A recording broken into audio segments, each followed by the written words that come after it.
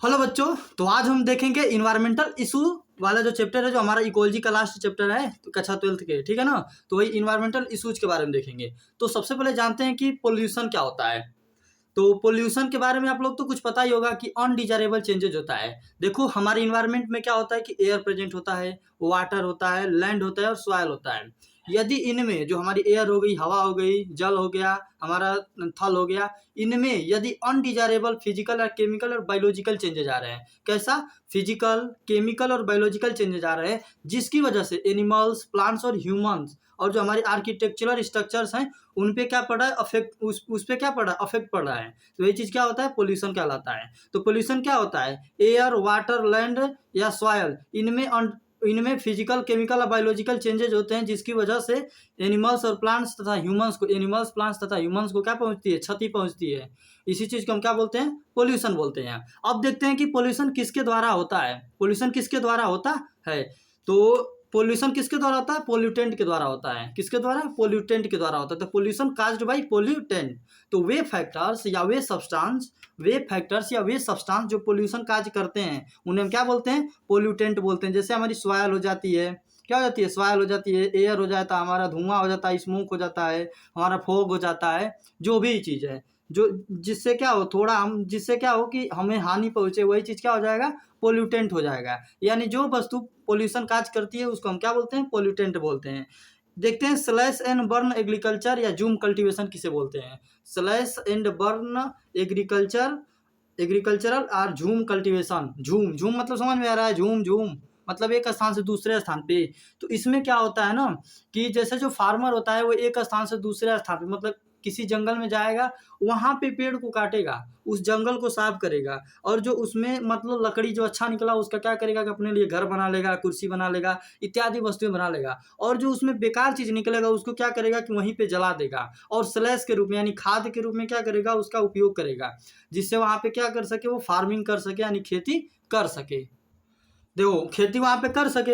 अब मान लो खेती किया, मान लो 10 साल, 15 साल, 20 साल तक वहीं पे खेती रह के किया, लेकिन कुछ समय बाद क्या होगा ना कि वो जो मिट्टी, वहाँ का जो भूमि रहेगी वो अनुपजाऊ हो जाती है। क्या हो जाती है, बेकार हो जाती है। मतलब उसमें पहले जैसा अच्छा से उसमें फसल नहीं उगता है, हमारी जो जो वहाँ पे फार्मिंग हो रही थी वो अच्छे से नहीं होता है। तो उसकी वजह से क्या करेगा कि उस लैंड को छोड़ देते हैं, क्या कर देते हैं, उस लैंड को छोड़ के अब दूसरे लैंड पे चले जाते हैं। अब वहाँ पे जाएंगे, सेम प्रोसेस करेंगे, जंगल को काटेंगे, लकड़ी को साफ करेंगे, जो बचा खुचा रहेगा, जो उसका हे मैटर होता है उसको क्या करेंगे, जला देंगे। क्या करेंगे, जला देंगे, और खाद बना देते हैं, और फिर उसका वही उपयोग करने लगते हैं। फिर वहाँ पे भी वही काम होगा। 10 से 15 साल खेती करेंगे, फिर वो खेत बेकार हो गया, फिर अब दूसरे जगह जाएंगे, साफ करेंगे। तो यही प्रक्रिया चलती रहती है। यही क्या कहलाता है, हमारा जूम कल्टीवेशन कहलाता है। जूम कल्टीवेशन कहलाता है, ठीक है ना। तो देखिए फार्मर्स कहाँ पे क्या कट कर रहे हैं, कट कर दिए फॉरेस्ट को, जिसे ट्री निकला उनका यूज करेंगे वुड थिंग्स बनाने में, तो लकड़ी की वस्तुओं को बनाने में। और जो प्लांट का रिमेन होगा, जो प्लांट रिमेन होगा, या बोल दो जो स्मॉल प्लांट्स होंगे, जो स्मॉल हमारे प्लांट्स होंगे, उनको क्या करेंगे कि जला देंगे, बर्न करेंगे, जिससे क्या बन जाएगा, फर्टिलाइजर। और उस फर्टिलाइजर का यूज करेंगे किसमें, फार्मिंग में या खेती में। तो यही चीज हमारा क्या कहलाता है, slash and burn agriculture. Slash या बर्न एग्रीकल्चर कहते हैं, या झूम कल्टीवेशन भी कहते हैं, ठीक है ना। अब देखिए टाइप्स ऑफ पोल्यूशन। पोल्यूशन कितने टाइप का होता है, तो पोल्यूशन हमारा मेनली चार तरह का होता है। वैसे तो कई प्रकार के होते हैं, लेकिन हमको मेनली 4 टाइप्स का पढ़ना है। फर्स्ट वाला हमारा एयर पोल्यूशन हो जाता है। एयर पोल्यूशन जैसे हवा में जो हो जाए, जैसे कि कार्बन डाइऑक्साइड की मात्रा बढ़ जाए, सल्फर डाइऑक्साइड की मात्रा बढ़ जाए, नाइट्रोजन मतलब नाइट्रस ऑक्साइड की मात्रा बढ़ जाए। देखो जब जब सल्फर डाइऑक्साइड SO2 क्या करता है, पहले देखो SO2 क्या होगा कि हमारे व्हीकल्स होती हैं, जो चाहे हमारा जो इंडस्ट्रीज होता है, वहाँ पे जलने की वजह से कुछ जलेगा तो उससे क्या निकलेगा, सल्फर डाइऑक्साइड निकलेगा, नाइट्रोजन डाइऑक्साइड निकलेगा। ये क्या होगा कि उस फैक्ट्री से अब जाएगा कहाँ पे, इन्वायरमेंट में। अब इन्वायरमेंट में क्या होता है कि हमारा जलवाष्प प्रेजेंट होता है, यानी वाटर प्रेजेंट होता है, और वाटर के साथ क्रिया करके वहाँ पे क्या बनाते हैं, सल्फ्यूरिक एसिड। जो हमारा SO2 सल्फर डाइऑक्साइड गैस रहती है, वो वाटर के साथ क्रिया करके क्या बनाती है, H2SO4 सल्फ्यूरिक एसिड, जो कि एक एसिड है। और जो हमारी नाइट्रोजन डाइऑक्साइड रहती है वो वाटर के साथ क्रिया करके नाइट्रिक एसिड बनाती है। अब ये जो H2SO4 और नाइट्रिक एसिड यानी सल्फ्यूरिक एसिड और नाइट्रिक एसिड बन चुका है हमारे इन्वायरमेंट में, वो क्या होगा, जब हमारी रेन होगी तो उसके साथ नीचे आ जाएगा। इसी चीज़ को हम क्या बोलते हैं, एसिड रेन बोलते हैं। क्या बोलते हैं, एसिड रेन बोलते हैं। अब नीचे आएगा तो क्या होगा ना कि हम लोगों के बॉडी बॉडी पे पड़ेगा, जैसे कि हम लोगों के बॉडी पे पड़ेगा, स्किन पे पड़ेगा तो स्किन को वहाँ पे डैमेज करेगा, स्किन की सेल्स को डैमेज करेगा।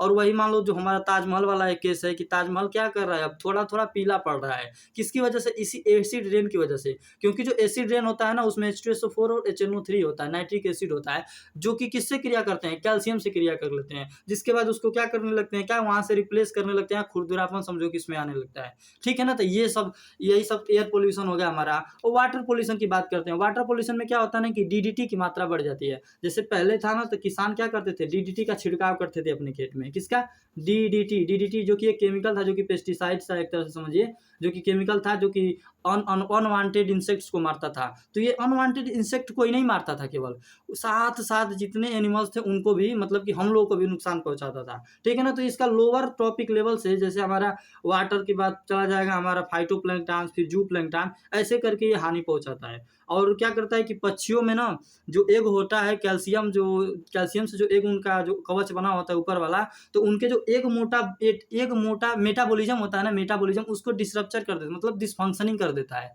जिसकी वजह से क्या होता है ना कि जो पक्षियां अंडा देती हैं बच्चे को, मतलब हैच करके निकालने के लिए, वो हैचिंग जो होता है, जो मतलब अंडे का फूटना, वो बहुत ही कम समय में हो जाता है, जिसकी वजह से जो उसमें बेबी पल रहा होता है ना बहुत जल्दी मर जाता है। तो ये सब इफेक्ट होता है वाटर पोल्यूशन के कारण। सॉइल पोल्यूशन मतलब मृदा प्रदूषण हो गया। जैसे हमारी ये प्लास्टिक होती है, क्या होगी, प्लास्टिक जमीन में, मान लो कि हम लोग दफना दिए, ये होता है कि जमीन में प्लास्टिक को दफना दो ठीक हो जाएगा, नहीं, ऐसा नहीं है। मान लो प्लास्टिक को क्या किया, या भूमि थी हमारी, इसमें क्या करेंगे कि एक लेयर, दो लेयर, तीसरी लेयर, मतलब इतना अंदर तक दफना दिया, 10 मीटर तक कम से कम समझो। अब क्या होगा कि जो बारिश का पानी होगा वो क्या किया जाता है, जमीन के द्वारा सोख लिया जाता है। जो बारिश का हमारा पानी होता है वो जमीन के द्वारा क्या किया जाता है, अंदर तक सोखा जाता है। लेकिन जब मान लो यहाँ पे प्लास्टिक रहेगी तो क्या होगा, ये पानी आके यहीं पे इकट्ठा रह जाएगा, जिससे नीचे नहीं जा पाता है। इसी की वजह से क्या होता है कि हमारा जो वाटर का लेवल है ना अब कम होता जा रहा है। यानी वाटर का लेवल कहाँ चला जा रहा है, नीचे चलता जा रहा है, क्योंकि ऊपर तो पानी आ ही नहीं रहा है ऊपर से, क्योंकि ऊपर हमारे प्लास्टिक है, अन्य चीजें हैं, मृदा प्रदूषण प्रदूषित हो चुका है, मतलब सॉइल पोल्यूशन हो चुका है। इसकी वजह से पानी नीचे नहीं जा पा रहा है। तो इसीलिए बहुत सारे क्षेत्रों में सूखा, मतलब देखने को मिलता है कि जमीन से पानी नहीं आ रहा है। तो ये सब हो जाता है सॉइल पोल्यूशन में। रेडिएशन पोल्यूशन हो गया, जो हमारी यूवी रेज होती है, जो कि हमारे हमारे किस पे आके गिरती हैं, यूवी रेज हमारी स्किन पे आके गिरती है, और वहाँ पे जो वहाँ पे क्या कराती हैं, थाइमीन डाई एमराइजेशन कराती हैं। क्या कराती हैं, थाइमीन डाई एमराइजेशन। मतलब जो हमारा डीएनए में जो थाइमीन होता है ना, नाइट्रोजनस बेस, उस थाइमीन का क्या करेंगे, डाइमर फॉर्म बना देती है। मतलब एक थाइमीन दो, मतलब दो थाइमीन होंगे एक साथ जुड़ जाते हैं। क्या होते हैं, दो थाइमीन एक साथ जुड़ जाते हैं, जिसकी वजह से हमें स्किन कैंसर होता है। तो ये हमारा हो गया रेडिएशन पोल्यूशन। ठीक है ना, अब देखते हैं, अब एयर पोल्यूशन से चालू करते हैं। Air pollution, any undesirable changes in physical, chemical और biological property of air is called air pollution. यानी कोई भी चेंजेज हो, एनी अनडिजायरेबल, मतलब कोई भी अनडिजायरेबल चेंज हो। कौन सा अनडिजायरेबल चेंज हो, जैसे फिजिकल हो सकता है, वो केमिकल हो सकता है, बायोलॉजिकल हो सकता है। ठीक है ना, तो हमारे एयर की प्रॉपर्टी में, मतलब एयर में कैसा हो, अनडिजायरेबल चेंज हो। एयर के फिजिकल, केमिकल और बायोलॉजिकल प्रॉपर्टी में, एयर के फिजिकल, केमिकल और बायोलॉजिकल प्रॉपर्टी में क्या अनडिजायरेबल चेंज हो रहा है, तो वही चीज क्या कहलाता है, एयर पोल्यूशन कहलाता है। अब एयर पोल्यूशन किसके द्वारा होता है, सल्फर के ऑक्साइड्स के द्वारा, ऑक्साइड्स ऑफ सल्फर के द्वारा। जैसे सल्फर डाइऑक्साइड हो जाएगा, सल्फर डाइऑक्साइड और H2SO4 हो जाती है। ठीक है ना, तो ऑक्साइड्स ऑफ सल्फर के द्वारा सल्फर डाइऑक्साइड हो गई, सल्फर डाइऑक्साइड और H2SO4 हो गया। और बात करें दूसरा, तो नाइट्रोजन डाइऑक्साइड के द्वारा, मतलब ऑक्साइड्स ऑफ नाइट्रोजन के ऑक्साइड के द्वारा। पहला सल्फर के ऑक्साइड द्वारा, दूसरा नाइट्रोजन के ऑक्साइड द्वारा, और तीसरा कार्बन के ऑक्साइड द्वारा, ऑक्साइड्स ऑफ कार्बन। और चौथा हो जाता है स्मोक, पांचवा हो जाता है स्मोक, और छठवां हो जाती है हमारी ट्रोपोस्फेरिक ओजोन। ठीक है ना, तो देखिए air pollution oxide of sulphur के द्वारा, तो उसमें कौन कौन से ऑक्साइड हो सकते हैं, सल्फर डाइऑक्साइड और H2SO4 सल्फ्यूरिक एसिड हो जाता है हमारा। अगर बात करें हम ऑक्साइड्स ऑफ नाइट्रोजन के, तो नाइट्रोजन डाइऑक्साइड हो जाता है, चाहे नाइट्रस ऑक्साइड है, चाहे नाइट्रोजन मतलब डाइऑक्साइड हो जाएगा। वहीं बात करें यहाँ पे ऑक्साइड्स ऑफ कार्बन, तो कार्बन डाइऑक्साइड या कार्बन मोनोऑक्साइड, कार्बन डाइऑक्साइड है, कार्बन मोनोऑक्साइड। देखिए कार्बन मोनोऑक्साइड यदि हमारे इन्वायरमेंट में ज़्यादा हो जा रही है, तो जब हम सांस लेंगे, क्या करेंगे, जब हम सांस लेंगे तो ये क्या करेगी ना कि हमारी सांस के द्वारा अंदर जाएगी। जब हम रेस्पिरेशन करेंगे तो हमारे अंदर चली जाती है।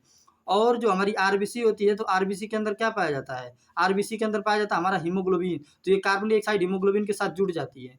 जिसकी वजह से जो हीमोग्लोबिन क्या करता है कि हीमोग्लोबिन क्या करता है, ऑक्सीजन को एल्वेलाई से टिश्यू के पास लेके जाता है, ले जाता है ना।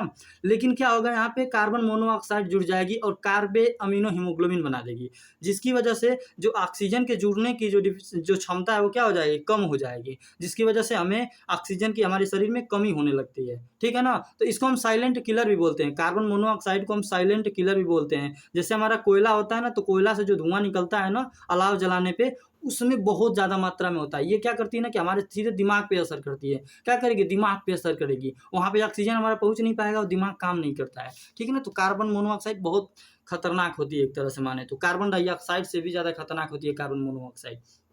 अब देखते हैं स्मोक। स्मोक मतलब धुआं, जैसे हमारे जो इंडस्ट्री होते हैं वहाँ से निकलता है। और बात करते हैं स्मोक, तो जो हमारा धुआं हो गया स्मोक, और जो हमारा फॉग हो गया, जैसे हम लोग ठंडी में देखते हैं ना शीतलहर जिसको बोलते हैं, क्या बोलते हैं, धुंध या कोहरा जिसको बोलते हैं। यदि उस कोहरे में क्या मिल जाए, स्मोक मिल जाए, उस कोहरे में क्या मिल जाए, स्मोक या धुआं मिल जाए, जिसकी वजह से क्या होगा, वो और ज़्यादा खतरनाक हो जाता है। ऐसे तो स्मोक भी खतरनाक होता है, स्मोक से क्या, जो हमारा ये फोग होता है ना, फोग से क्या होता है, कैंसर होता है, ठीक है ना। तो यदि फोग के साथ क्या मिल जाए, स्मोक मिल जाए, तो उसको हम क्या बोल देते हैं, स्मोक बोल देते हैं। क्या बोलते हैं, स्मोक बोल देते हैं। इसकी वजह से क्या होता है ना कि जैसे हमारा जो नाक वोक होता है ना, उसमें जलन होती है, आँख में जलन होने लगती है, ठीक है ना।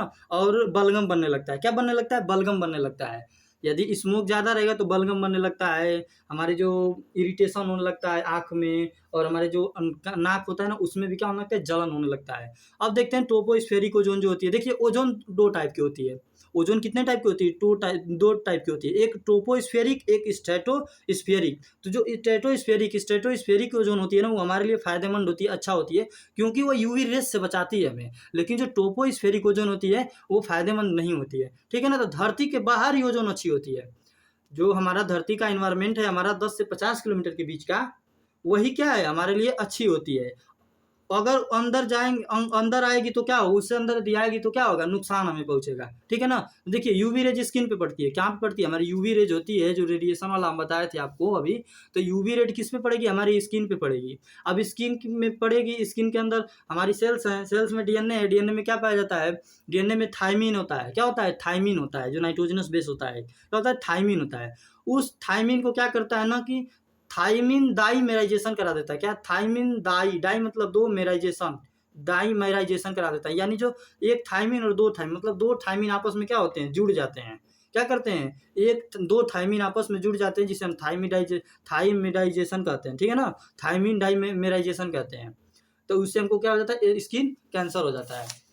अब बात करते हैं effect of air pollution. Air pollution का इफेक्ट क्या क्या है, oxides of nitrogen and sulphur oxides of nitrogen and sulphur क्या करते हैं, पत्तियों में क्लोरोसिस कराते हैं। क्या कराते हैं, क्लोरोसिस कराते हैं, जैसे पत्तियां क्या होने लगती हैं, पीली पड़ जाती हैं। अच्छा, क्लोरोसिस को हम लोग मिनरल न्यूट्रिशन में पढ़ते हैं, तो वहाँ पे आपको हम बताए हैं किसके द्वारा, एमएन हो जाता है हमारा, मैग्नीशियम हो जाता है, मैग्नीज हो गया, ठीक है ना, MnMe हो गया, मोलिब्डेनम हो जाता है, जिंक होता है, ठीक है ना, निकिल हो जाता है, हमारा आयरन हो जाता है। इसकी डिफिशियंसी की वजह से हमें क्या होता है, क्लोरोसिस होता है। क्या होता है, क्लोरोसिस होता है। शायद क्लोरीन की भी कमी होती है, क्लोरीन होती है ना शायद, हाँ क्लोरीन की भी कमी होती है, ठीक है ना। देखिए क्लोरोसिस क्या करेगा, यदि एयर पोल्यूशन ज़्यादा है तो वहाँ की पत्तियाँ क्या होने लगती हैं, पीली होने लगती है।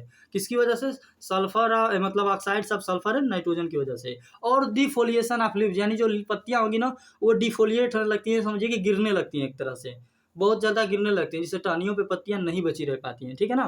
तो एयर पोल्यूशन ज़्यादा होगा तो वहाँ पे क्या हो जाएगा, क्लोरोसिस हो जाएगा, यानी पत्तियाँ हमारी पीली पड़ने लगती हैं, येलोइंग ऑफ लीफ जिसको बोलते हैं, येलोइंग ऑफ लीफ, ठीक है ना। और किसकी कमी से होता है क्लोरोसिस, ये भी याद कर लीजिए यहीं पे, मिनरल न्यूट्रिशन चैप्टर सुधार लीजिए। Mn Mg और MO, इसको याद कर लीजिए, MM से, MM से जो आपको याद होगा वही Mn हो जाएगा, Mg हो जाएगा, और क्या हो जाएगा, MO। Mn Mg और MO हो गया। फिर जिंक, निकिल बोल दीजिए, आयरन हो गया, क्लोरीन हो गया, इनकी कमी से क्या होता है, क्लोरोसिस होता है। अब देखते हैं एसिड रेन क्या होता है। एसिड रेन पहले भी हम एक बार एक्सप्लेन कर दिए आपको, एक बार और देख लीजिए, क्या दिक्कत है, देख लीजिए। देखिए जो हमारा फैक्ट्री हो गया, वो व्हीकल्स हो गया, इनसे क्या निकलता है, धुआं निकलता है। उस धुएं में क्या होता है, सल्फर डाइऑक्साइड और नाइट्रोजन डाइऑक्साइड, सल्फर डाइऑक्साइड और नाइट्रोजन डाइऑक्साइड। जो हमारी चिमनियाँ होती हैं ना, क्या होती हैं, चिमनियाँ यहाँ से निकलता है धुआं, जो कि हमारे इन्वायरमेंट में जाके फैल जाता है। क्या होता है, इन्वायरमेंट में जाके फैल जाता है, ठीक है ना। अब यहाँ पे जाते हैं तो यहाँ पे बादल होते हैं, बादल के पास हमारा वाटर होगा, ठीक है। तो वहाँ पे वाटर के साथ हमारा सल्फर डाइऑक्साइड क्या करेगा, क्रिया करेगा, रिएक्शन करेगा। तो सल्फर डाइऑक्साइड के साथ हमारा वाटर रिएक्शन करता है और क्या बनाता है, H2SO4 बनाता है। H2SO4 बनाता है, और जो नाइट्रोजन डाइऑक्साइड रहेगा उसके साथ वाटर क्या करके नाइट्रिक एसिड बनाता है। तो देखिए H2SO4 भी एक सल्फ्यूरिक एसिड ही है, और नाइट्रिक ऑक्साइड भी क्या है, एसिड ही है, ठीक है ना। तो अब ये क्या करेंगे ना कि जब हमारी बारिश होगी अब तो क्या होगी, इसी के साथ ये नीचे गिरते हैं, बारिश के साथ ये नीचे गिरते हैं, तो वही क्या होता है, हमारा एसिड रेन होता है। एसिड रेन होने की वजह से ना, हाँ, जो पानी होता है पांड ओंड का हो गया, हमारे तालाब वालाब का, झरना का, वो एसिडिक हो जाता है, जिससे मछलियाँ वछलियाँ मरने लगती हैं। क्या होने लगती है, मछलियाँ मरने लगती है। और जो हमारा ताजमहल वाला केस बताई दिए हैं कि ताजमहल क्या होने लग रहा है, पीला पड़ने लग रहा है।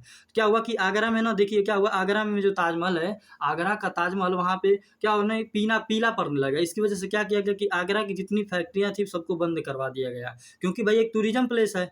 आगरा का जो ताजमहल एक टूरिज्म प्लेस है, बहुत सारे टूरिस्ट विदेशों से आते हैं घूमने, इसीलिए वहाँ से फैक्ट्रियों को हटा दिया गया, ठीक है ना। अब देखते हैं अफेक्ट्स, यदि हम एसिड रेन होता है, हो रहा है, या एयर पोल्यूशन हो रहा है, तो उसका अफेक्ट क्या क्या है। आई इरिटेशन, मतलब आंख में क्या होने लगेगा, जलन होने लगेगा। नसल इरिटेशन, मतलब नाक में भी जलन होने लगता है, आंख में भी जलन, नाक में भी जलन। और क्रोनिक कफ, मतलब क्या होगा, कफ बनने लगता है, बलगम जिसको बोलते हैं, क्या बोलते हैं, बलगम बनने लगता है, मतलब खराश सी रहती है, हमेशा खराश सी रहती है गले में। और ब्रोंकिटिस हो जाता है, हमें सांस लेने में प्रॉब्लम होती है। चाहे ब्रोंक्यूल्स जो होते हैं उनमें क्या होता है, इन्फ्लेमेशन हो जाता है। ब्रोंक्यूल्स में क्या हो जाता है, इन्फ्लेमेशन हो जाता है। ब्रोंक्यूल्स में क्या होता है कि इन्फ्लेमेशन हो जाता है, ठीक है ना। तो ब्रोंकिटिस हो जाता है। अब आगे देखते हैं ग्रीन हाउस इफेक्ट या ग्लोबल वार्मिंग क्या होती है। ग्रीन हाउस इफेक्ट या ग्लोबल वार्मिंग, तो देखिए ग्रीन हाउस इफेक्ट मतलब ग्रीन हाउस कुछ गैसेस होती हैं। ग्रीन हाउस इफेक्ट कौन काज करता है, ग्रीन हाउस गैसेस। तो ग्रीन हाउस गैसेस कौन होती हैं, कार्बन डाइऑक्साइड हो गया, CFC क्लोरोफ्लोरोकार्बन हो जाता है, जिसे फ्रेयान बोलते हैं हम।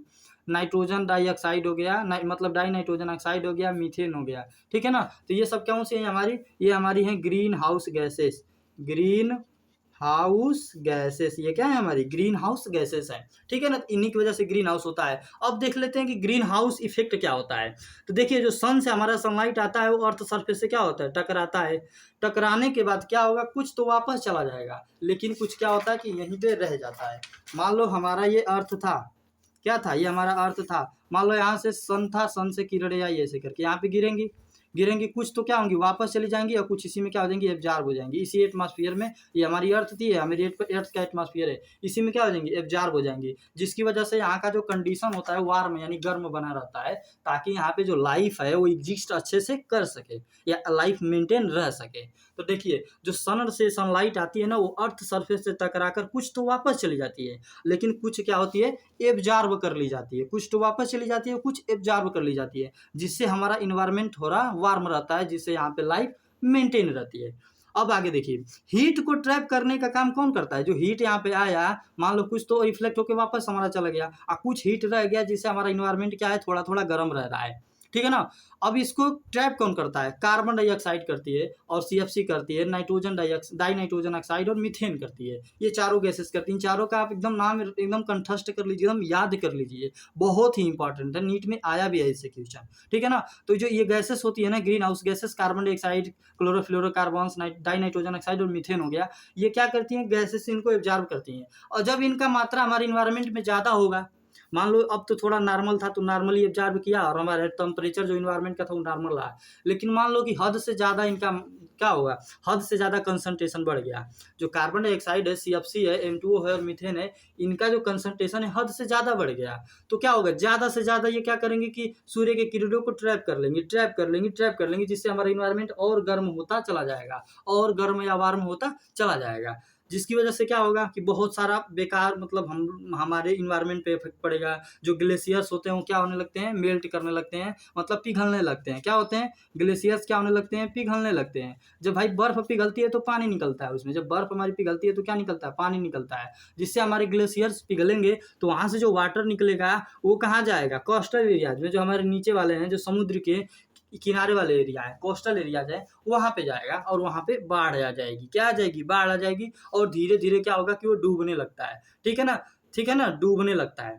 तो ये सब इफेक्ट पड़ता है ग्रीन हाउस इफेक्ट का या ग्लोबल वार्मिंग का। तो ग्रीन हाउस इफेक्ट आपको पता चल गया, ग्रीन हाउस गैसेस का आप नाम याद कर लीजिए बस, हो जाएगा। और इससे घाटा क्या क्या होता है, हम लोग को नुकसान क्या क्या होता है, वही बता ही दिए कि मेल्टिंग ऑफ ग्लेशियर्स, यानी जो हमारे ग्लेशियर्स होते हैं वो क्या होने लगते हैं, पिघलने लगते हैं, और जिससे हमारे समुद्र का level, rise in sea level, समुद्र का लेवल जो होता है पानी का वो बढ़ने लगता है, जिसकी वजह से कोस्टल एरिया अफेक्ट होता है और वहाँ पे क्या आ जाता है, फ्लड आ जाता है, बाढ़ आ जाती है, ठीक है ना। और तीसरा इफेक्ट होता है कि हमारे शरीर के एंजाइम्स अच्छे से काम नहीं कर पाते हैं। मान लो हमारे इंटरनल बॉडी टेम्परेचर कितना होता है, 37 डिग्री सेंटीग्रेड करीब होता है ना, 37.4 डिग्री सेंटीग्रेड होता है। मान लो कि टेम्परेचर इन्वायरमेंट का ज़्यादा बढ़ा तो हमारे शरीर पे भी इफेक्ट पड़ेगा कि नहीं पड़ेगा।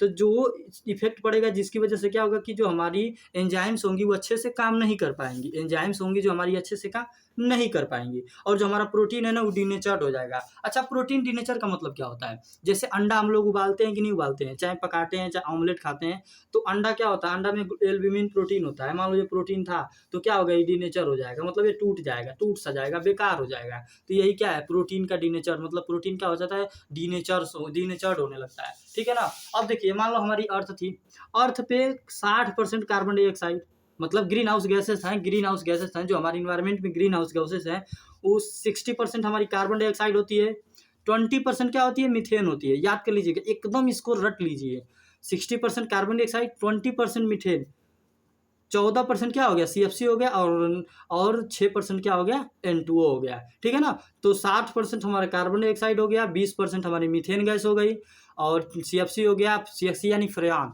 कौन, फ्रेयान समझिए एक तरह से, फ्रेयान याद कर लीजिए, क्लोरोफ्लोरोकार्बन का एग्जाम्पल है फ्रेयान, जो कि 14% जो हमारी फ्रिज में पाई जाती है, फ्रिज होता है ना, रेफ्रिजरेटर उसमें भरी होती है फ्रेयान गैस। और देखिए नाइट्रोजन, ये नाइट्रोजन डाई नाइट्रोजन ऑक्साइड कितना है, 6% है, ठीक है ना।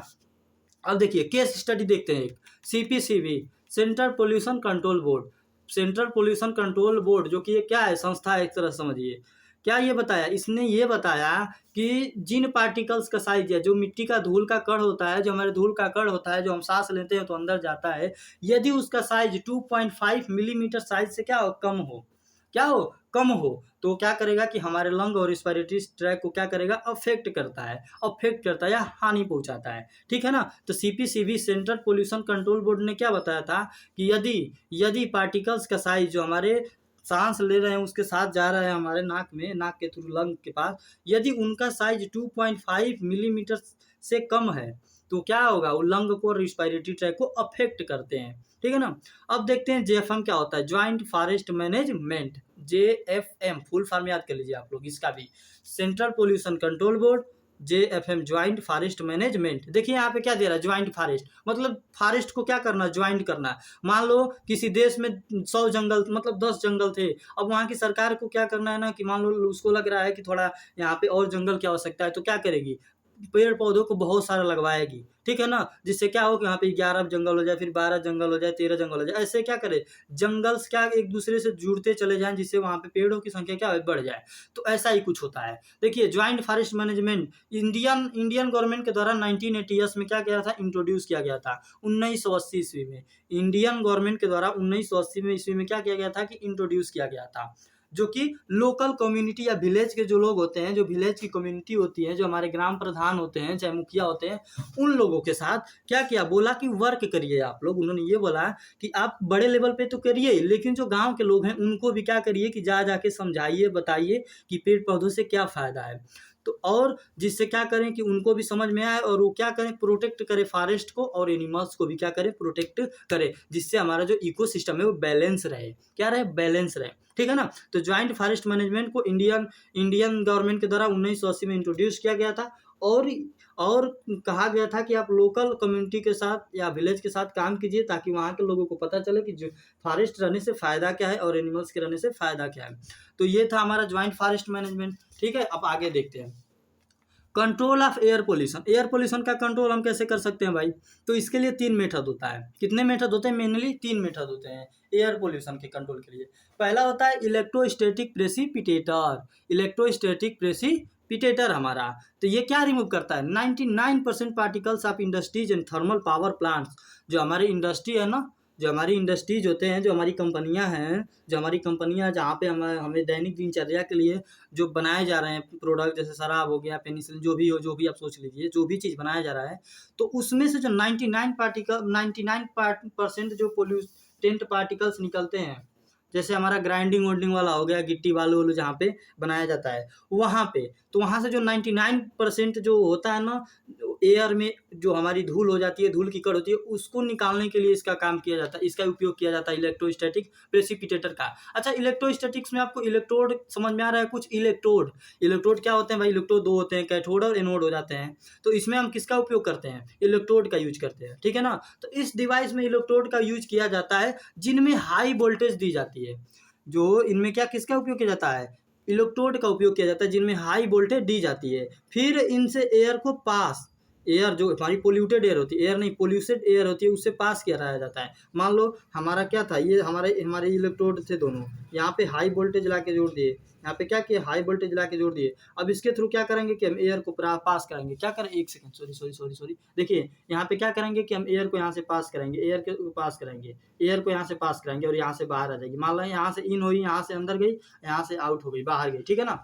अब क्या करते हैं, इसमें हाई वोल्टेज देते हैं, क्या करते हैं, हाई वोल्टेज देते हैं, जिसकी वजह से इसमें से इलेक्ट्रॉन बाहर निकलने लगते हैं। अब ये इलेक्ट्रॉन क्या करते हैं कि इस धूल की कण से, इस हवा में जितने धूल के कण होंगे, जो हमारी सॉइल के पार्टिकल्स होंगे, उनके साथ क्या करेंगे, बाइंड कर जाएंगे। मान लीजिए एक धूल का कण था, ये हमारा इलेक्ट्रॉन आ गया, ये हमारा धूल का कण था, ये हमारा इलेक्ट्रॉन आ गया, ये हमारा क्या आ गया, इलेक्ट्रॉन आ गया, इसके साथ जुड़ जाएगा, ठीक है, जिससे ये भी क्या आ जाएगा, निगेटिव चार्ज इस पे भी आ जाएगा, धूल के कण पे। अब क्या करेंगे, इस बगल हम क्या करते हैं कि कलेक्टर प्लेट लगाते हैं, जो कि क्या होता है, एनोड होता है, हमारा पॉजिटिव चार्ज होता है। तो यहाँ से इलेक्ट्रॉन जाके इसको निगेटिव चार्ज दे दिया, यहाँ पे क्या हो गया, पॉजिटिव चार्ज। तो क्या होगा कि यहाँ से जो हमारा धूल का कण आएगा ना, इससे जाके चिपक जाएगा और हमारी जो शुद्ध हवा रहेगी यहाँ से बाहर हो जाएगी। तो ऐसे हम साफ कर सकते हैं, ठीक है ना। तो यही हमारा क्या होता है, इलेक्ट्रोस्टैटिक प्रेसिपिटेटर होता है, इलेक्ट्रोस्टैटिक प्रेसिपिटेटर होता है, ठीक है ना। अब आगे चलते हैं। दूसरा हमारा हो गया स्क्रबर। कौन सा स्क्रबर हो गया, कौन सा स्क्रूबर हो गया। तो स्क्रूबर का उपयोग हम गैसियस पोल्यूटेंट्स के लिए क्या करते हैं, उपयोग करते हैं। जो गैसियस पोल्यूटेंट होते हैं, सल्फर डाइऑक्साइड मेनली कौन, सल्फर डाइऑक्साइड, और नाइट्रोजन डाई नाइट्रोजन ऑक्साइड भी होती है, N2O भी होती है, ठीक है ना। तो मेनली आप सल्फर डाइऑक्साइड याद कर लीजिए, इसका उपयोग गैसियस पोल्यूटेंट्स के लिए किया जाता है। जैसे सल्फर डाइऑक्साइड हो गया, एग्जॉस्ट को लाइम तथा वाटर के साथ क्या किया जाता है, स्प्रे किया जाता है। देखो एग्जॉस्ट जो होता है, मान लो कि जिसमें हमारी SO2 गैस प्रेजेंट है, एग्जॉस्ट में, जिस एग्जॉस्ट में SO2 गैस प्रेजेंट है, उसको हम लाइम तथा वाटर के थ्रू क्या करेंगे, स्प्रे करेंगे, मतलब वाटर उस पर स्प्रे करके उसके थ्रू पास करते हैं, ठीक है ना। मान लीजिए यहाँ पे रख देंगे, इसके ऊपर क्या करेंगे, वाटर का स्प्रे करेंगे लाइम के साथ, जिससे जो हमारा लाइम रहेगा चाहे वाटर रहेगा, इसके साथ क्रिया करके, रिएक्शन करके प्रेसिपिटेट बना देते हैं। क्या बनाते हैं, सल्फर डाइऑक्साइड के प्रेसिपिटेट बनाते हैं, जो कि जाके नीचे बैठ जाएगी। अब ठीक है ना, प्रेसिपिटेट क्या होता है, अक्सर नीचे बैठ ही जाता है, तो बैठ जाएगा। तो स्क्रबर में क्या जाता है, इसका उपयोग गैसियस पोल्यूटेंट्स के लिए किया जाता है, जैसे सल्फर डाइऑक्साइड हो गया। इसमें हम लाइम तथा वाटर स्प्रे का यूज करते हैं, तथा इसके थ्रू हम एग्जॉस्ट को पास करते हैं, जिससे हमारा सल्फर डाइऑक्साइड प्रेसिपिटेट के रूप में बाहर निकल जाता है। प्रेसिपिटेट के रूप में क्या होता है, बाहर निकल जाता है। तीसरा हो जाता है कैटेलिटिक कन्वर्टर। इसका यूज ऑटोमोबाइल्स के गैसेस की इमिशन को कम करने के लिए किया जाता है। जो कैटेलिटिक कन्वर्टर होता है ना, कैटेलिटिक कन्वर्टर, इसका उपयोग किसमें किया जाता है, ऑटोमोबाइल्स में। ऑटोमोबाइल्स मतलब हमारी जो व्हीकल्स हो गई, जो 2 व्हीलर्स हो गई, 4 व्हीलर्स हो गई, ठीक है ना, तो उनमें उसका उपयोग किया जाता है। और ये क्या करता है कि उनमें जो गैस का इमिशन हो रहा है, जो हमारी गैसेस बाहर निकल रही हैं, सल्फर डाइऑक्साइड, नाइट्रोजन डाइऑक्साइड, जो भी हो, कार्बन डाइऑक्साइड, इनके इमिशन को, या जो निकल रही है, इनको रोकता है। क्या करता है, रोकता है। कैटेलिटिक कन्वर्टर में 3 मेटल्स का यूज किया जाता है मेनली। कौन कौन से होते हैं, प्लेटिनम, पैलेडियम और रोडियम, जो कि कैटेलिस्ट की तरह काम करते हैं। कैटेलिस्ट यानी उत्प्रेरक की तरह काम करते हैं, कैटेलिस्ट यानी उत्प्रेरक की तरह काम करते हैं। तो इनका यूज ऑटोमोबाइल्स में गैसेस के इमिशन को कम करने के लिए किया जाता है। इनमें 3 मेटल्स का उपयोग किया जाता है। एक होता है प्लेटिनम, दूसरा होता है पैलेडियम और तीसरा होता है हमारा रोडियम। प्लेटिनम, पैलेडियम और रोडियम, ठीक है ना। रोडियम को RH से दिखाते हैं, पैलेडियम को PD से, प्लेटिनम को PT से। ये क्या होते हैं, कैटेलिस्ट की तरह वर्क करते हैं। करते हैं।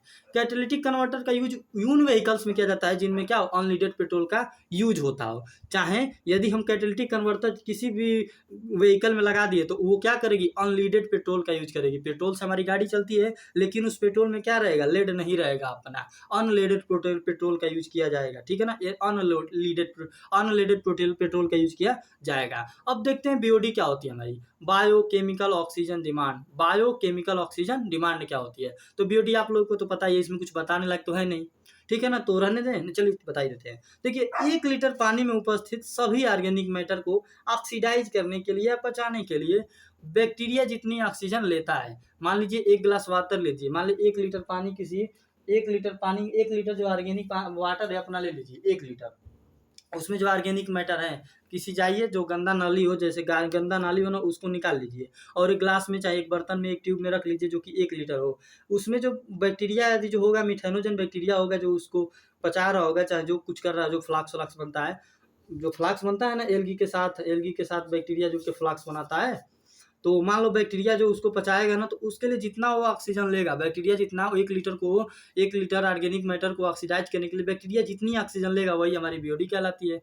बीओडी से हम ऑर्गेनिक मैटर की मात्रा को मेजर करते हैं। कैसे मेजर करेंगे भाई, यदि ज़्यादा बीओडी हो रहा है वहाँ पे, यदि मतलब ज़्यादा वो ऑक्सीजन ले रहा है, इसका मतलब वहाँ पे बीओडी क्या है, या उस पानी में बीओडी क्या है, ज़्यादा है, मतलब वहाँ पे ऑर्गेनिक मैटर ज़्यादा है, वो वाटर भी पोल्यूटेड ज़्यादा है, क्या है, ज़्यादा पोल्यूटेड है वाटर भी। ठीक है ना, तो बीओडी से हम ऑर्गेनिक मैटर की मात्रा को मेजर करते हैं। अब देखिए, major rate of uptake of oxygen, और क्या करते हैं, अपटेक ऑफ ऑक्सीजन मतलब किस रेट से वो ऑक्सीजन को ले रहा है, ये भी हम मेजर करते हैं। मतलब वो बैक्टीरिया किस रेट से ऑक्सीजन को ले रहा है, उसको भी हम मेजर करते हैं। Greater the BOD of vast water, greater the BOD of vast water more polluting potential, यानी बीओडी जब बीओडी ज़्यादा होगी, मतलब किसी इन्वायरमेंट में बीओडी यदि ज़्यादा है तो वहाँ पे पोल्यूशन भी क्या है, ज़्यादा है, यानी पोल्यूशन पोटेंशियल है, पोल्यूटिंग पोटेंशियल भी ज़्यादा है। ठीक है ना, तो क्या कर, ये डायरेक्टली प्रोपोर्शनल का यहाँ पे साइन है, पोल्यूशन डायरेक्टली प्रोपोर्शनल बीओडी, यानी जो बीओडी यदि ज़्यादा है उसका मतलब वहाँ पे पोल्यूशन ज़्यादा है, चाहे पोल्यूशन ज़्यादा है इसका मतलब वहाँ पे बीओडी ज़्यादा होगी। ठीक है ना, तो बैक्टीरिया ज़्यादा से ज़्यादा ऑक्सीजन लेगा। देखिए, मान लीजिए एक इन्वायरमेंट है जहाँ पे बीओडी क्या है, हाई है, जब बीओडी हाई होगी तो वहाँ पे मछलियाँ क्या करेंगी, मरेंगी, मछलियाँ क्या होंगी, मरेंगी, क्लीन वाटर क्या होगा, डिसअपियर हो जाएगा, मतलब वाटर वहाँ पे क्लीन नहीं रह जाएगा, डिसअपियर हो जाएगा, मतलब छुप जाए, समझिए दिखाई नहीं देगा, और वहाँ पे जो ऑक्सीजन डिजॉल्व होता है वो क्या हो जाता है, लो हो जाता है। उस पानी में जो ऑक्सीजन की मात्रा, जो डिजॉल्व ऑक्सीजन, जब हमारी मछलियाँ होती हैं, चाहे मेढक होता है, ये क्या करते हैं, जो हमारी मछलियाँ होती हैं, अक्सर मछलियाँ वो क्या करती हैं कि डिजॉल्व ऑक्सीजन को लेती हैं। ऑक्सीजन को तो सांस के लिए उपयोग करती हैं, श्वसन के लिए, हमारी जो बोल सकते हैं रेस्पिरेशन के लिए यूज करती हैं, लेकिन कौन सा ऑक्सीजन होता है, डिजॉल्व ऑक्सीजन होता है, डिजॉल्व स्टेट में। ठीक है ना, डिजॉल्व स्टेट में होता है। जैसे हम वाटर को क्या लिखते हैं, OHO लिखते हैं ना, H2O, तो देखिए एक ऑक्सीजन तो है, तो यही, ठीक है ना, तो उसमें जो ऑक्सीजन होता है वो कैसा होता है, डिजॉल्व स्टेट में होता है।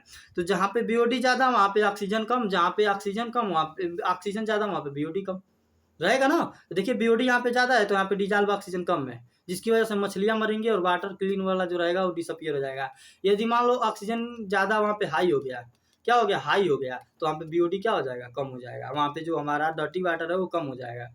ठीक है ना, यहाँ पे मोर लाइफ एग्जिस्ट करता है, क्या, मोर लाइफ, अधिक लाइफ एग्जिस्ट करता है। अब देखते हैं एल्गल ब्लूम क्या होता है। एल्गल ब्लूम, जब वाटर में बहुत ज़्यादा न्यूट्रिएंट हो जाता है, वाटर में क्या होगा, बहुत ज़्यादा न्यूट्रिएंट हो जाता है, तो वहाँ पर बहुत अधिक मात्रा में एल्गी ग्रो कर जाते हैं। वाटर में क्या हुआ, मान लीजिए जो हमारे गांव की गढ़ई होती है उसमें क्या होते हैं ना कि एल्गी अक्सर ग्रो कर जाते हैं। क्यों कर जाते हैं, एल्गी मतलब वही शैवाल जो आप लोग काई बोलते हैं, जिस नहीं देखे हैं क्या, कि हरे हरे हरे हरे एकदम हरे हरे होते हैं। ठीक है ना, एकदम हरे हरे होते हैं, वही एल्गी होते हैं अपने। तो एल्गी क्या कर जाती है कि न्यूट्रिएंट उनको मिलता है ज़्यादा, जो हमारी गांव की गढ़ी होती है, चाहे जो भी पांड होता है, उसमें क्या होता है कि न्यूट्रिएंट ज़्यादा हो जाता है। गांव का नाली उसमें जाके गिर रहा है, जैसे खाना होना उस नाली में है, चला गया गड्ढी में, तो वहाँ पे न्यूट्रिएंट्स की मात्रा ज़्यादा होगी, जिससे कि क्या होगा कि वहाँ पे एल्गी बहुत ज़्यादा ग्रो कर जाते हैं। तो जब वाटर में बहुत ज़्यादा न्यूट्रिएंट हो जाता है तो वहाँ पे एल्गी बहुत ज़्यादा मात्रा में ग्रो कर जाती है, जो पूरे पांड को छाप लेती है, या उसके ऊपर क्या करेगी, एक लेयर अपना बना देगी, क्या करेगी, लेयर बना देगी, जिसकी वजह से जो एटमॉस्फेरिक ऑक्सीजन होगा वो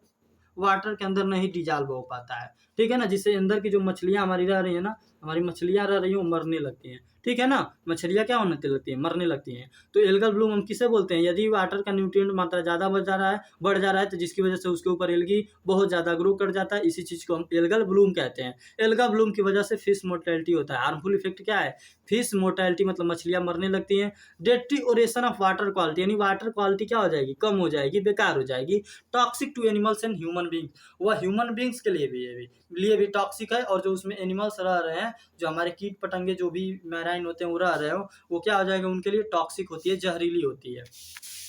अब देखते हैं बायोमैग्निफिकेशन क्या होता है। यहाँ पे तो आपने देख लिया एल्गा ब्लूम, बायोमैग्निफिकेशन देखते हैं क्या होता है। Increase of toxic substances concentration at a topic level, यदि उस पानी में या उस टॉपिक लेवल में या उस इन्वायरमेंट में टॉक्सिक सब्सटेंस का कंसंट्रेशन क्या हो जा रहा है, बढ़ जा रहा है, तो उसी चीज़ को हम क्या बोलते हैं, बायोमैग्निफिकेशन कहते हैं, उसी चीज़ को क्या बोलते हैं, बायोमैग्निफिकेशन। तो biomagnification of DDT in aquatic food chain, जो हमारी एक्वाटिक फूड चेन है ना, एक्वाटिक मतलब जो जलीय फूड चेन होती है, जैसे वाटर होता है, वाटर में क्या होते हैं, फाइटोप्लैंक्टन्स होंगे। फाइटोप्लैंक्टन्स को कौन खाता है, जूप्लैंक्टन्स, समझिए फाइटोप्लैंक्टन्स पे कौन निर्भर होता है, जूप्लैंक्टन्स पे कौन, स्मॉल फिशेस होती हैं, जो स्मॉल फिशेस को कौन खाती हैं, लार्ज फिशेस को कौन खाएंगी, फिश ईटिंग बर्ड्स, जो बर्ड्स होती हैं फिश को खाती हैं, मुंह डालेंगी पानी में, मछली निकाल के खा जाएंगी, ठीक है ना। तो देखिए biomagnification of DDT in aqueous, DDT आपको बताया था ना, जो कि किसान क्या होते हैं, केमिकल्स का यूज करते थे पहले, अब तो बैन कर दिया गया है हालांकि इंडिया में, लेकिन अब नहीं चल रहा है, पहले बहुत चलता था। डीडीटी एक केमिकल होता है, ठीक है ना। तो बायोमैग्निफिकेशन ऑफ डीडीटी मतलब डीडीटी से बायोमैग्निफिकेशन या टॉक्सिक सब्सटेंस कैसे एक्वाटिक फूड चेन को अफेक्ट कर रहा है, ये देखते हैं। तो वाटर में पहले होंगे फाइटोप्लैंक्टन्स, तो वाटर में पहले 0.003 पीपीबी होता है, पार्ट्स पर बिलियन। पीपीबी का मतलब क्या हो गया, पार्ट्स पर बिलियन। देखिए पार्ट्स पर बिलियन का मतलब ये होता है ना कि 1 बिलियन लीटर, कितना, 1 बिलियन लीटर, यानी शायद 1000 crore litre, 1000 crore litre of water लीजिए, उसमें कितना डीडीटी होगा, 0.003, कितना होगा, 0.003 ml डीडीटी होगा। यदि आते हैं वही हम फाइटोप्लैंक्टन्स पे, तो उसमें थोड़ी मात्रा बढ़ जाता है, 0.0025 हो जाता है। उसके बाद जूप्लैंक्टन में थोड़ा 0.025 होता है, ठीक है ना। अब जो जूप्लैंक्टन में थोड़ा और बढ़ जाता है, 0.04 हो जाता है, 0.04। स्मॉल फिशेस में 0.5 हो जाता है, लार्ज फिशेस में 2 ppm हो जाता है, पार्ट्स पर मिलियन। यहाँ पे पार्ट्स पर बिलियन था, यहाँ पे पार्ट्स पर मिलियन होता है, और पार्ट्स पर मिलियन होता है, मतलब 10 लाख लीटर में इतना होगा।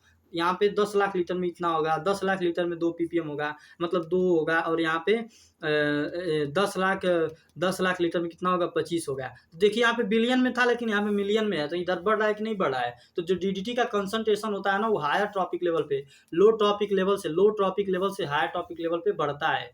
क्या करता है, मतलब लो टॉपिक लेवल पे थोड़ा कम इफेक्ट करेगा, उससे थोड़ा हायर पे ज़्यादा इफेक्ट करेगा, उससे सबसे ज़्यादा हायर किसमें इफेक्ट करता है, फिश ईटिंग बर्ड्स में, और लार्ज फिशेस को अफेक्ट करता है, ठीक है ना। तो फिश ईटिंग बर्ड्स को अफेक्ट करता है, लार्ज फिशेस को भी अफेक्ट करता है। अब देखते हैं हार्मफुल इफेक्ट क्या होता है। डीडीटी का ज़्यादा कंसंट्रेशन होने से, हमने पहले बता दिया है आपको कि डीडीटी का ज़्यादा कंसंट्रेशन होने से जो पक्षियों में कैल्शियम मेटाबॉलिज्म होता है वो डिस्टर्ब हो जाता है। तो डीडीटी का ज़्यादा कंसंट्रेशन पक्षियों में कैल्शियम मेटाबॉलिज्म को डिस्टर्ब कर देती है, जिससे एग वाल क्या हो जाता है, कमजोर हो जाता है। जो हमारी एग वाल होती है, जो पक्षी अंडा दी है, उसकी जो एग वाल रहेगी ना, जो व्हाइट वाला रहता है, वो क्या हो जाएगा, कमजोर हो जाता है, जिससे प्रीमेच्योर ब्रेकिंग होगा। क्या होगा, प्रीमेच्योर ब्रेकिंग होगा, मतलब मेच्योर नहीं हुआ, वैसे बच्चा पैदा हम लोग का 9 महीने में हो रहा है, 9 महीने 7 दिन या 7 दिन कम में। मान लो उसको 7 ही महीने में तुम पैदा करवाओ, तो बच्चा अच्छा नहीं ना रहेगा, मर भी सकता है ना। तो वैसा इसे मीन्स में होता है कि मान लो उस अंडे को हैच होना है 3 महीने में, और डीडीटी की वजह से उसका प्रीमेच्योर हो जाएगा, मान लो कि 2-2.5 महीने में क्या हुआ, फूट गया, जिसकी वजह से बच्चे का विकास तो भी अच्छे से हुआ नहीं था, जिससे क्या होगा, वो जो बेबी होगी मर जाएगी, जिसकी वजह से जो पक्षियों की पॉपुलेशन होती है उनमें कमी आने लगती है, पक्षियों की पॉपुलेशन में क्या आने लगती है, कमी आने लगती है। तो यही हमारा हार्मफुल इफेक्ट है बायोमैग्निफिकेशन का। तो बायोमैग्निफिकेशन आप बोल दीजिएगा सिंपल सा, कि यदि हमारे किसी भी टॉपिक लेवल में, चाहे वाटर हो गया चाहे सॉइल हो गया, उसमें यदि हमारा टॉक्सिक सब्सटेंस की मात्रा ज़्यादा हो जा रही है, तो वही चीज़ हमारा बायोमैग्निफिकेशन कहलाता है। एक होता है यूट्राफिकेशन। क्या होता है यूट्राफिकेशन में ना, जो हमारा न्यूट्रिएंट होता है उसका मात्रा बढ़ जाता है, जिसकी वजह से एल्गल ब्लूम होता है। हमने आपको पहले एल्गल ब्लूम पढ़ाया है, वहाँ पे क्या बताया कि न्यूट्रिएंट की मात्रा क्या हो जाएगी, ज़्यादा हो जाएगी। न्यूट्रिएंट की मात्रा क्या हो जाएगी, ज़्यादा हो जाएगी। जब न्यूट्रिएंट की मात्रा ज़्यादा होती है उसी प्रोसेस का हम यूट्राफिकेशन बोलते हैं। क्या बोलते हैं, यूट्राफिकेशन, याद कर लीजिए, यूट्राफिकेशन बोलते हैं, ठीक है ना। यदि न्यूट्रिएंट की मात्रा ज़्यादा हो रही है तो यूट्राफिकेशन, यदि टॉक्सिक सब्सटेंस की मात्रा ज़्यादा हो रही है तो उसको हम बायोमैग्निफिकेशन बोलते हैं। क्या बोलते हैं, बायोमैग्निफिकेशन बोलते हैं, ठीक है ना। आगे देखिए ओजोन डिप्लीशन, अब देख लेते हैं ओजोन का हमारा जो डिप्लीशन है वो कैसे होता है। ओजोन डिप्लीशन देखिए, जो हमारे देखो ओजोन कितना होता है, ओजोन जो होता है ना हमारा दो तरह का होता है। एक होता है ट्रोपोस्फियरिक ओजोन, एक होता है स्ट्रेटोस्फियरिक ओजोन। एक ट्रोपोस्फियर लेयर में पाया जाएगा, ट्रोपोस्फियरिक में, एक स्ट्रेटोस्फियरिक में पाया जाएगा। अच्छा, ट्रोपोस्फियर शायद समुद्र लेवल से 10 किलोमीटर तक का एरिया होता है ना, समुद्र लेवल तक का। फिर इसके बाद से 10 से 50 किलोमीटर के बीच का जो एरिया होगा स्ट्रेटोस्फीयर हो जाता है अपना। तो जो 10 किलोमीटर वाले के बीच का जो ओजोन होता है ना, वो क्या होता है, बैड ओजोन होता है। वो हमें कोई बचाता नहीं हो, कोई उसका फायदा नहीं होता है। लेकिन जो स्ट्रेटोस्फेरिक ओजोन होता है वो फायदे वाला होता है, वो अच्छा होता है। तो ये आप याद कर लीजिए, ओजोन दो टाइप का होता है, ट्रोपोस्फेरिक ओजोन, एक स्ट्रेटोस्फेरिक ओजोन। तो ओजोन डिप्लीशन क्या होता है, मॉलिक्यूलर ऑक्सीजन पे यूवी रिजेक्शन लेता है। जैसे देखिए हमारा क्या था, ये हमारा ऑक्सीजन था, O2 था, इस पे यूवी रेज गिरी आके, जो हमारी O2 थी ना, इस पे आके हमारी क्या गिरी, यहाँ पे यूवी रेज गिरी, जिसकी वजह से O2 O और O में टूट गया ना, एक O टूट गया ना। मान लीजिए एक और हमारे ऑक्सीजन का मॉलिक्यूल था, उस पर यूवी रेज आके गिरी, जिससे ये भी दो भागों में टूट गया। अब देखिए इसमें से दो जो है, एक ये वाला हो गया, एक ये वाला, और इसमें से ये एक साथ जुड़ के क्या बना देते हैं, O3 बना देते हैं, ओजोन बना देते हैं। ऐसे हमारा ओजोन का निर्माण हो रहा है, ठीक है ना। ठीक है, ओजोन का निर्माण हो रहा है, ठीक है, ये तो अच्छा बात हुआ भाई, अब तक तो अच्छा बात हुआ है। ओजोन का निर्माण हो रहा है, यूवी रेज गिरी, इस पे दो भागों में तोड़ दिया, मतलब दो एटम्स में तोड़ दिया, एक को दो, और इसको भी फिर दो एटम में तोड़ दिया। तो अब देखिए तीन जुड़ के O3 बना लिए ओजोन। अब अच्छा ये बताइए ये क्या होगा, इसका क्या होगा। अरे भाई आगे भी तो एक ऑक्सीजन का मॉलिक्यूल मानो होगा, वो दो में टूटेगा, ये दो और एक ये, फिर एक ओजोन बन गया हमारा मॉलिक्यूल, एक ओजोन का मॉलिक्यूल बन गया, ठीक है ना। तो ऐसे तो बनता चला जाता है। और देखिए मान लीजिए कि अब क्या हुआ कि ये बने ना, जब ये नहीं बनेगा तो ओजोन लेयर तो बनेगी नहीं, तो वही हमारा ओजोन होल हो जाता है। तो कैसे होता है ये देखिए, मान लीजिए जो हम फ्रिज व्रिज चलाते हैं, फ्रिज खोल के छोड़ देते हैं, तो उससे CFC निकलती है, क्लोरोफ्लोरोकार्बन या फ्रेन निकलती है। क्या निकलती है, फ्रेन निकलती है। और फ्रेन में क्या होता है, क्लोरीन होता है। तो क्लोरीन Cl2 होता है, तो Cl2 रेडिकल में टूट जाता है। कैसे में, Cl रेडिकल में टूट जाता है। मान लीजिए हमारा Cl था ना, एक Cl बॉन्ड सिंगल बॉन्ड से टूटा है, जुड़ा है, तो इसमें एक इलेक्ट्रॉन हो गया, इसमें इलेक्ट्रॉन होंगे कि नहीं होंगे। तो ये इलेक्ट्रॉन इसके पास चला जाता है, ये इलेक्ट्रॉन इसके पास चला जाएगा, जिससे इसके ऊपर एक इलेक्ट्रॉन आ जाएगा, इसके ऊपर एक इलेक्ट्रॉन। तो यही क्लोरीन हमारा रेडिकल होता है, ठीक है ना। तो ये क्या करेगा ना कि जब ये ऑक्सीजन यहाँ पे टूटा था दो में, तो एक मतलब दोनों और एक यहाँ से तीन जोड़ के ओजोन बना रहे थे। लेकिन जब यहाँ पे क्लोरोफ्लोरोकार्बन की मात्रा ज्यादा होगी तो उससे जो क्लोरीन निकलेगा वो इनके साथ जुड़ जाएगा, OCl समझिए बना लेगा, तब ये O3 बन पाएगा अपना, नहीं बन पाएगा। यही चीज हमारा ओजोन होल है, यही चीज क्या है, ओजोन होल या ओजोन डिप्लीशन है, ठीक है ना।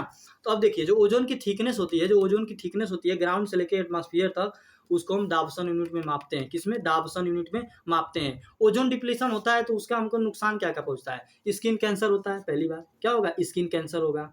डैमेज हो जाएंगे हमारे जीन्स में, जो क्या बोले थे, थायमीन बोले थे ना, थायमीन, जिसमें थायमीन डाइमेराइजेशन हो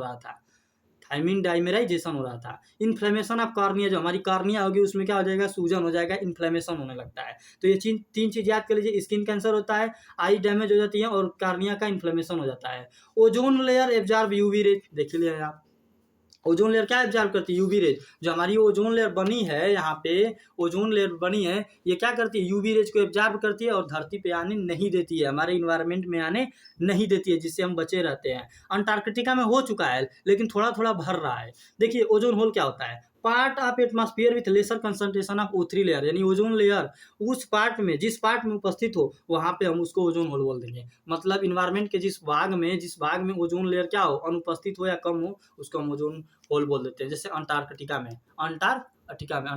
में जो कि हमारे पोल्स पे पाया जाता है। अंटार्कटिका कहाँ पे है, पोल्स पे है। अच्छा, तो आपको पोल्स पता है ना, इक्वेटर पता ही होगा, पोल्स इक्वेटर। मान लीजिए हमारी ये अर्थ है ना, तो जो इधर वाला साइड है पोल्स हो गया, ये वाला पोल्स हो गया, बीच वाला क्या हो गया, इक्वेटर हो गया। फिर टेम्परेट रीजन आ जाता है, ट्रॉपिकल रीजन आ जाता है, ठीक है ना। तो सूर्य यहाँ से यहाँ गति करते हैं, हम पहले भी बता दिए हैं, ठीक है ना। तो देखिए इस चैप्टर में कुछ याद करने लायक चीज़ें भी हैं, उनको आप लोग याद कर लीजिएगा। जैसे हमारा दे दिया इन्वायरमेंटल एक्ट। इन्वायरमेंटल अब कब आया था? 1986 में। एक था नेशनल फॉरेस्ट पॉलिसी 1988 में आया था। एक एयर पोल्यूशन 1981 में, मतलब एयर और नॉइज पोल्यूशन 1887 में। ज्वाइंट फॉरेस्ट मैनेजमेंट 1980 में। तो ये आपको क्या, ये डेट आप लोग को याद करना पड़ेगा। एक ओजोन डे होता है, ओजोन डे। ओजोन डे हम कब मनाते हैं? 26 सितंबर को। कब 26 सितंबर को। कब? 26 सितंबर को ओजोन डे, ठीक है ना। तो इन्वायरमेंटल एक्ट 1986 में आया था। नेशनल फॉरेस्ट पॉलिसी 1988 में आई थी। एयर पोल्यूशन एक्ट आई थी हमारी 1981 में। Air plus 9 pollution noise pollution act 1987 में हो गया। और ज्वाइंट फॉरेस्ट मैनेजमेंट 1980 में आया था। जो हमारा चिपको मूवमेंट था, जिसमें क्या करते थे लोग, जंगल में जो पेड़ होते थे उसके साथ चिपक जाते थे। चिपको आंदोलन जिसको बोलते थे, चिपको मूवमेंट या चिपको आंदोलन जिसको बोलते थे, उसमें वो कितने में आया था? 1974 में। जैसे जो लोग पेड़ को काटने जाते थे ना, तो उसमें क्या होता था कि जाकर लोग चिपक जाते थे, बोलते थे कि पहले हमें काटिए, इसके बाद पेड़ को काटिएगा। तो वो कब आया था? 1974 में। अमृता देवी बिश्नोई 1931 में। सीएनजी दिल्ली बस कब चलाया गया? सीएनजी मतलब दिल्ली में सीएनजी बसें को कब से चलाना चालू कर दिया गया? 2002 से, ठीक है ना। एक था हमारा मोन्ट्रियल प्रोटोकॉल एक ऐसा वो था ना कि जो ओजोन लेयर होती है उसको डिप्लीशन से बचाने के लिए मोन्ट्रियल प्रोटोकॉल को लाया गया, ताकि हम ओजोन का जो डिप्लीशन हो रहा है उससे हम बच सके, चाहे उससे हम इन्वायरमेंट को बचा सके, ठीक है ना। जो ओजोन होल हो रहा है उससे बचने के लिए हमने मोन्ट्रियल प्रोटोकॉल आया था 1987 में। ये लागू तो 1987 में हुआ था। लागू कब हुआ था? 1987 में। लेकिन इफेक्टिव हुआ 1989 में हुआ। देखिए Montreal protocol for protection of ozone layer, यहाँ बताई है कि मोनेट्रियल प्रोटोकॉल किसके लिए आया था? ओजोन लेयर डिप्लीशन से बचने के लिए। ज्वाइंट फॉरेस्ट मैनेजमेंट क्या था? Participation of all local communities to protect forest. मतलब उन्होंने, सरकार ने ये बोला था कि आप लोकल लेवल पे भी जाइए और कम्युनिटीज को क्या कीजिए, एक दूसरे से जोड़िए, ताकि हम फॉरेस्ट को बचा सके। तो participation of all local community to protect our forest. अब देखिए पार्टिकुलेट साइज, यदि पार्टिकुलेट का साइज क्या है? बड़ा है, कितने मतलब छोटा है? 2.5 माइक्रोमीटर से, मिलीमीटर उधर बताए थे क्या, सॉरी माइक्रोमीटर होता है, बहुत बहुत सॉरी उसके लिए। देखिए पार्टिकुलेट साइज यानी तो हमारी मिट्टी के जो धूल के कण होते हैं उसका यदि साइज, मतलब कोई भी हो, चाहे धुआं हो गया, हमारा स्मोक हो गया, उसके भी कण है, उसका यदि साइज 2.5 माइक्रोमीटर से कम है तो वो क्या होगा? हार्मफुल होगा। ये किसने बताया था? हमारा सीपीसीबी द्वारा बताया गया था, सेंट्रल पोल्यूशन कंट्रोल बोर्ड के द्वारा बताया गया था। क्या बताया गया था? कि यदि धूल है, जो धूल का कण है या स्मोक का कण है, यदि उसका साइज 2.5 माइक्रोमीटर से कम है तो ये हमें हार्मफुल इफेक्ट देखने को मिलेगा हमारे बॉडी पे। अब देखते हैं automobiles are major cause of atmospheric pollution. आप लोग, अब मैंने बता ही दिया है कि जो ऑटोमोबाइल्स होती है ना, वो मेजर काज होती है एटमॉस्फेरिक पोल्यूशन के लिए। इनके कंट्रोल के लिए हम यूज करते हैं क्या? लेड फ्री पेट्रोल या डीजल, जिसमें लेड न पाया जाता हो। नहीं, एक था ना, क्या था? इलेक्ट्रोस्टैटिक प्रेसिपिटेटर था। नहीं, ये भी नहीं था, इलेक्ट्रोस्टैटिक प्रेसिपिटेटर नहीं था। एक कैटालिटिक कन्वर्टर था। क्या था? कैटालिटिक कन्वर्टर था। तो कैटालिटिक कन्वर्टर जिस गाड़ी में या जिस व्हीकल में लगी होती है उसमें अनलीडेड पेट्रोल का यूज किया जाता है, ठीक है ना। तो देखिए convert harmful gases to normal फू कैटलिस्ट पैलेडियम। जो हार्मफुल गैसेस का इमिशन होता है उसको तो रोकते हैं। यदि वो हार्मफुल गैस बन भी गई है तो उसको किस में बनाएंगे? अच्छे में, मतलब नॉन हार्मफुल गैस में कन्वर्ट कर देता है हमारा कैटलिटिक कन्वर्टर। इसमें पैलेडियम होता है जो कि कैटलिस्ट की तरह काम करता है, ठीक है ना। और इसमें हम लेड फ्री पेट्रोल या डीजल को यूज करते हैं, लेड फ्री, ठीक है ना, lead free.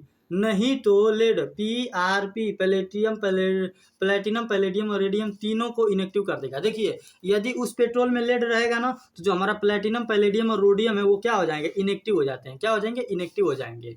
CNG is more better than petrol and diesel.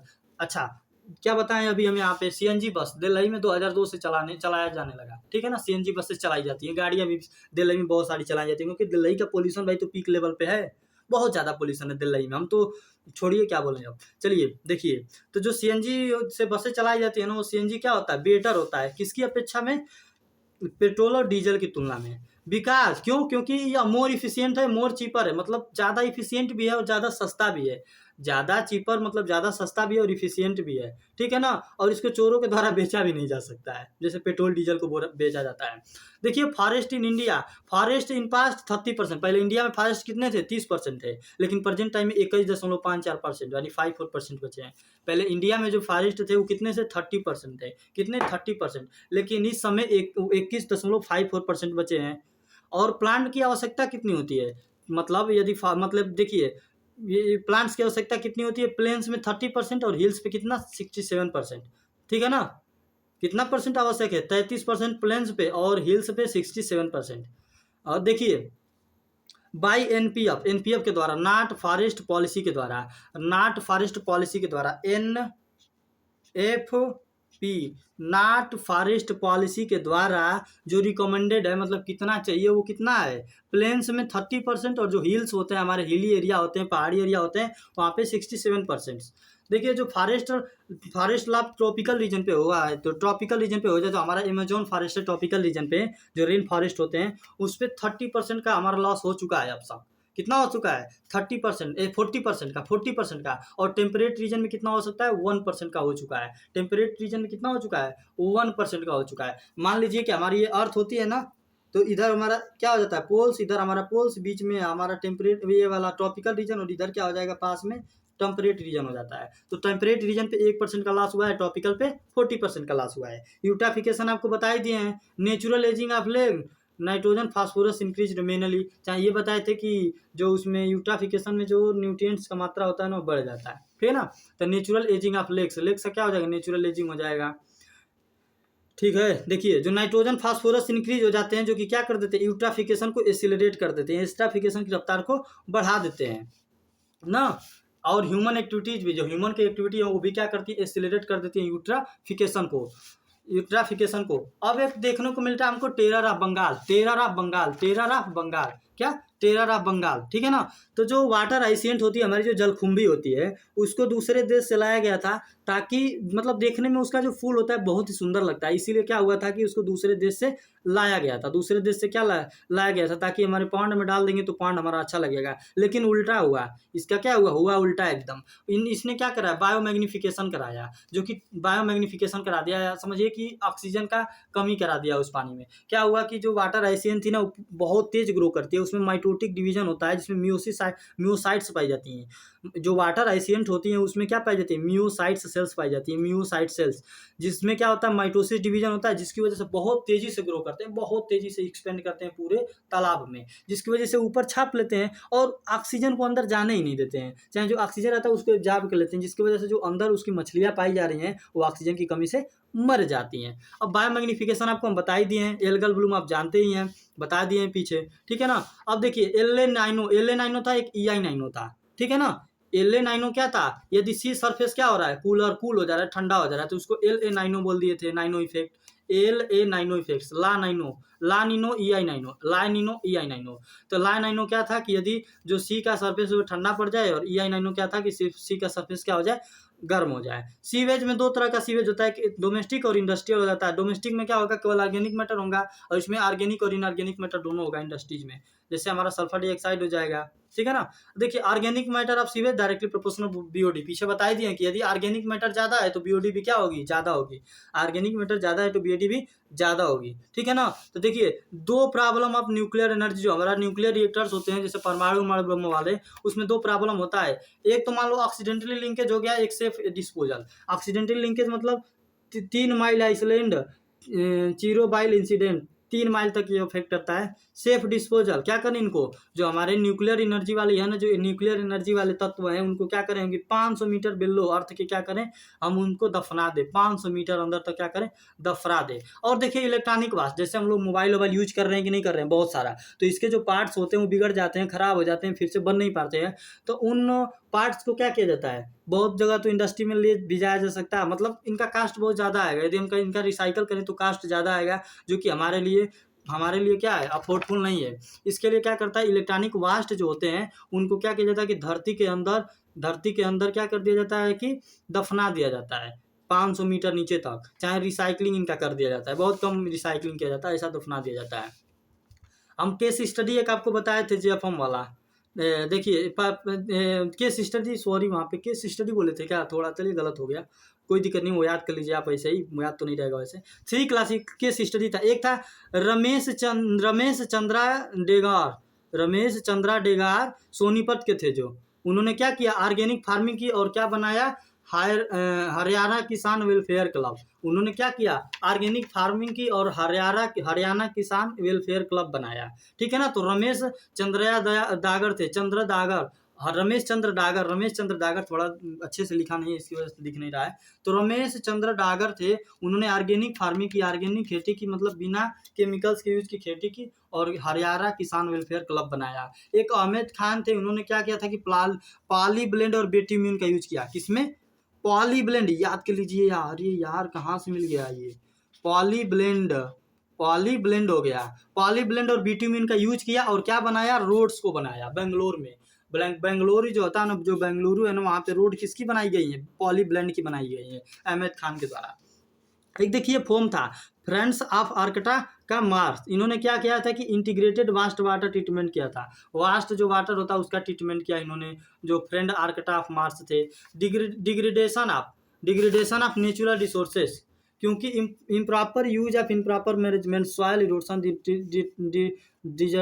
Desertification, water logging, soil salinity. एक सेकंड के बता रहे हैं आपको। जैसे हमारा नेचुरल रिसोर्सेज का डिग्रेडेशन का मतलब क्या हो गया, डिग्रेडेशन का मतलब हो गया सॉइल इरोशन, मृदा की क्षति होती है, जो मृदा हमारी बहने लगती है, मतलब कट कट के बहने लगेगी, जैसे घर उठ गिरने लगेंगे। डिजर्टिफिकेशन हो जाएगा, मतलब वहाँ पे प्लांट कम हो जाएंगे, खत्म हो जाएंगे, तो वहाँ पे रेगिस्तान बन जाएगा, यानी डिजर्ट बन जाएगा, डिजर्टिफिकेशन हो जाएगा। वाटर लॉगिंग होने लगता है, वाटर क्या होने लगता है, लॉगिंग होने लगता है, और सॉइल की सैलिनिटी बढ़ जाती है, सॉइल की सैलिनिटी क्या हो जाती है, बढ़ जाती है। ओजोन तो आप ओजोन के बारे में आपको बता ही दिए हैं, स्किन कैंसर होता है, म्यूटेशन हो सकता है, स्लो ब्लाइंडनेस हो जाएगा, स्नो ब्लाइंडनेस हो जाएगा, ठीक है ना, स्नो ब्लाइंडनेस हो जाएगा। Ozone hole and Antarctica region, ये भी बता दिए हैं। स्ट्रेटोस्फेरिक ओजोन क्या होता है, गुड ओजोन होता है, लेकिन ट्रोपोस्फेरिक ओजोन क्या होता है, बैड ओजोन होता है। तो जो स्ट्रेटोस्फेयर वाला ओजोन होता है वो गुड ओजोन होता है, और ट्रोपोस्फेरिक ओजोन क्या होता है, बैड ओजोन होता है। स्लैश एंड बर्न एग्रीकल्चर आपको हम बता ही दिए हैं। अब नीचे देखिए, आल सिंस अक्टूबर 2010, ये क्या था जी, common in north east area. अच्छा, जो ये किसान खेती कर रहे थे ना, एक स्थान से दूसरे स्थान पे, फिर उस स्थान से दूसरे स्थान पे जाके जंगलों को काट रहे हैं, फिर वहाँ पे खेती कर रहे हैं, फिर बंजर हो गया, फिर वहाँ पे दूसरी जगह चले जा रहे हैं खेती करने। ये ज़्यादा किस में होता है, नॉर्थ ईस्ट स्टेट्स में होता है, नॉर्थ ईस्ट स्टेट्स में होता है। ठीक है ना। कब से, 2010 से इसको शायद बैन हो गया है। देखिए, Bharat stage 4 wheelers, 13 mega biodiversity, Bharat stage all vehicles rest of countries. चलिए ठीक है, तो आपको वीडियो कैसा लगा हमें कमेंट सेक्शन में जरूर बताइए। जो जो डाउट होगा उसको आप कमेंट सेक्शन में डाल दीजिएगा, वहाँ पे हम उसको सॉल्व कर देंगे, और कहेंगे तो हम अपना पर्सनल नंबर भी यहाँ पे डाल देंगे, जिससे आप वहाँ से फ़ोन करके पूछ सकते हैं। तो वीडियो कैसी लगी हमें कमेंट सेक्शन में ज़रूर बताइए, और नए तो हमारे जो MR बायोलॉजी फैक्ट वाला चैनल है उसको सब्सक्राइब जरूर कीजिए। ठीक है, तो मिलते हैं अगले वीडियो में। तो बाय बाय, गुड नाइट। तो अभी देखिए रात के यहाँ पे 3 बज रहे हैं, इस समय मैं लेक्चर को रिकॉर्ड कर रहा हूँ। ठीक है, तो मेहनत थोड़ी करनी पड़ती है यार, तो इसके लिए आप वीडियो को तो लाइक कर ही सकते हो। ठीक है, बाय बाय, गुड नाइट।